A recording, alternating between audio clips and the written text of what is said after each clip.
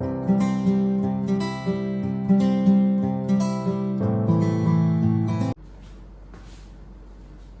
सिया राम बच्चों, आप सभी का स्वागत है आपके अपने YouTube चैनल JSRM स्टडीज में। क्लास 12 आज आपके लिए लेकर आया हूँ। फाइंड करना है dy over dx एक्सरसाइज 5.3 के क्वेश्चन नंबर 1, 2 और 3। उसके बाद आप आगे के क्वेश्चंस लगा सकते हैं, कोशिश करिएगा। हालांकि वीडियो में फिर भी लाऊंगा, ठीक है। तो चलिए शुरू करते हैं अपने क्वेश्चंस को। आज का जो टारगेट है, पहले 3 क्वेश्चंस का टारगेट है, तो चलिए देखते हैं।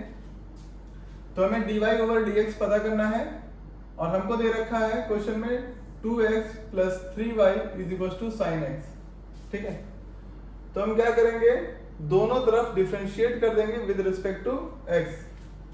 Differentiate both side with respect to x। तो x के रिस्पेक्ट में दोनों तरफ डिफरेंशिएट करेंगे। डिफरेंशिएट का मतलब होता है dy dx, ठीक है। इतना तो बताइएगा, 12th में है। तो d by dx आपको सबसे ज्यादा इजी करने के लिए मैं स्टेप पूरे लिखूंगा। आप चाहें तो एग्जाम में एक आध स्टेप कम भी लिख सकते हैं, लेकिन समझ में आए आपको बेहतर इसे सारे स्टेप लिखूंगा, ठीक है। तो d by dx 2x plus d by dx 3y is equals to d over dx sin x, ठीक है। तो हमने दोनों तरफ डिफरेंशिएट कर दिया x के रिस्पेक्ट में। अब देखिए कांस्टेंट का डिफरेंशिएशन तो होता नहीं है, तो 2 को आगे लिख लीजिए। तो ये हो जाएगा dx अपॉन dx। भाई d by dx था ही, x यहां पर और है, तो dx by dx प्लस इसी तरीके से 3 को आगे रख लीजिए। तो ये क्या हो जाएगा, dy over dx is equal to sine x का डिफरेंशिएशन क्या होता है, cos x, ठीक है। अब देखिए d by dx से d by dx कट गया, dx dx, यानी कि क्या बचा आपके पास 2 plus 3 dy over dx is equal to cos x। हमें क्या चाहिए, dy over dx ही चाहिए, इसके अलावा जो कुछ है उसको इक्वल टू के दूसरी तरफ करते हैं। तो चलिए आगे करते हैं। यहाँ पे तो 2 यहाँ पे प्लस में, उधर जाएगा तो माइनस में, तो 3 dy over dx is equal to cos x minus 2। अब 3 यहाँ पे मल्टीप्लाई में है dy over dx के साथ, उधर जाएगा तो डिवाइड हो जाएगा। तो dy over dx is equal to cos x minus 2 whole divided by 3। यही इसका आंसर है। आपको यही पता करना था, फाइंड dy over dx, जो कि आपने पता कर लिया। समझ में आया पहला क्वेश्चन। चलिए दूसरे क्वेश्चन की तरफ। स्क्रीनशॉट लेना चाहें तो स्क्रीनशॉट ले लीजिए। चलिए दूसरा क्वेश्चन, आपको लग रहा होगा एकदम सेम ही तो है, वहां भी 2x था, वहां भी 3y था, लेकिन वहां sin x था, यहाँ पे sin y है। तो कैसे खेल होगा, इसलिए क्वेश्चन को बहुत ध्यान से देखिएगा, नहीं तो एग्जामिनर आपसे थोड़ा सा खेलेगा और आपके नंबर पूरे गलत हो जाएंगे। तो बहुत ध्यान से, इत्मीनान से क्वेश्चंस को करेंगे, कोई भी लैंग्वेज नहीं छोड़ेंगे, ठीक है। Differentiate both side with respect to x। Short form इस्तेमाल कर सकते हैं, शॉर्ट फॉर्म में कोई दिक्कत नहीं है ना। जैसे विद रिस्पेक्ट टू x तो WRT लिख लिया, ये आप कर सकते हैं। डिफरेंशिएशन कीजिएगा, डिफरेंशिएट कीजिएगा, आपने DIFF लिख लिया, चलेगा, लेकिन लिखेंगे जरूर लैंग्वेज। एग्जाम में समझदार है, बाकी वो समझ जाएगा। तो ये हो जाएगा d by dx 2x plus d by dx 3y is equal to d by dx sin y। तो जैसा पहले किया था सेम प्रोसेस, 2 का होगा नहीं तो 2 आगे लिख लिया, तो dx over dx प्लस 3 का होगा नहीं तो dy over dx, 3 आगे आ गया तो क्या बचा, y तो बचा, तो dy over dx is equal to.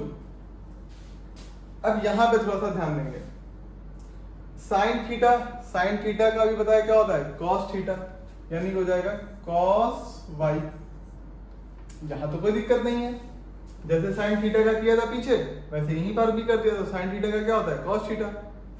अब वहां पे x था, हम तब तक डिफरेंशिएट करते हैं जब तक कि सारे x के टर्म लगातार सॉल्व। अभी हमने साइन थीटा के रिस्पेक्ट में किया, अभी y तो बचा हुआ है, थीटा का भी डिफरेंशिएशन करेंगे। तो साइन थीटा का पहले करते हैं, फिर थीटा का डिफरेंशिएशन करते हैं। अब आप कहेंगे सर फिर आपने यहां क्यों नहीं किया, यहां पे आपने डायरेक्ट cos x लिख दिया, आपने यहां थीटा यानी कि जो कि थीटा यहां पे क्या है x है, तो यहां पे क्यों नहीं किया, तो चलिए बता देते हैं क्यों नहीं किया। तो ये होगा, अगर हम फर्दर x का करें तो dx अपॉन dx कट के 1 दे देगा, तो cos x को 1 से मल्टीप्लाई करेंगे तो कोई फर्क पड़ेगा क्या, कोई फर्क तो पड़ेगा नहीं। इसलिए यहां पे थीटा का नहीं किया, क्योंकि यहां पे x था, x से x कैंसिल हो जाता है, यानी dx अपॉन dx कैंसिल हो जाता, ठीक है। इसलिए डायरेक्ट फॉर्मूला इसका बताया जाता है। लेकिन ये काम आप यहां नहीं कर सकते, ये काम आप यहां नहीं कर सकते, क्योंकि यहां पे x नहीं है, ठीक है। अगर x होता तो dx ओवर dx कैंसिल हो जाता, यहां पे तो y है, तो ये क्या हो जाएगा, dy ओवर dx। बताइए ये बात समझ में आएगी नहीं आई, भाई ये समझ में नहीं आएगी तो आगे नहीं बढ़ेंगे, क्योंकि प्रॉब्लम हो जाएगी, आगे बहुत सारे ऐसे क्वेश्चन आएंगे जहां कंटिन्यूटी में आपको सॉल्व करना होगा, ठीक है। आया समझ में, फिर से समझ लीजिए, साइन थीटा का किया तो कॉस थीटा लिख दिया, कोई प्रॉब्लम नहीं। यहाँ पे y है, x नहीं है, x होता तो कैंसिल हो जाता, अगर यहाँ x होता तो ये हो जाता dx अपॉन dx, पीछे बताया, ठीक है। तो dx अपॉन dx कैंसिल हो जाता, यहाँ पे y है यानी कि कैंसिल नहीं होगा, तो हम इसको लिखेंगे dy ओवर dx।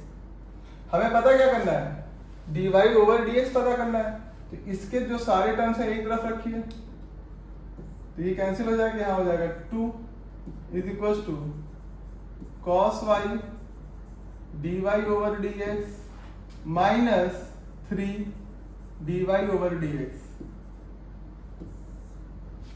अब यहां से हमारे पास dy ओवर dx कॉमन है, तो 2 is equal to dy over dx, क्या बच गया यहाँ पे cos y, और यहाँ पे क्या बच गया माइनस का 3, तो यहाँ आ जाएगा -3। सिर्फ हमें इतना ही चाहिए, और ये इसके साथ मल्टीप्लाई में इधर आएगा तो डिवाइड में हो जाएगा, तो 2 upon cos y -3 is equal to dy over dx। तो देखिए पिछला जस्ट पीछे वाले क्वेश्चन का आंसर क्या आ रहा है, cos x -2 अपॉन 3, यहाँ पे क्या आ रहा है 2 अपॉन cos y -3, तो आंसर काफी बदल गया सिर्फ यहाँ थीटा बदलने से, क्वेश्चन में यहाँ थीटा बदलने से देखिए आंसर काफी कुछ बदल गया, ठीक है ना, समझ में आई बात। चलिए नेक्स्ट क्वेश्चन की तरफ चलते हैं, क्वेश्चन नंबर 3। तो यहाँ पर भी यहाँ पे आपका कांस्टेंट दे रखा है a और b, x और y के साथ, और ध्यान से देखेंगे तो यहाँ पे क्या है y स्क्वायर है, अभी तक वहां सिर्फ y लिखा हुआ था, यहाँ पे y स्क्वायर लिखा हुआ है।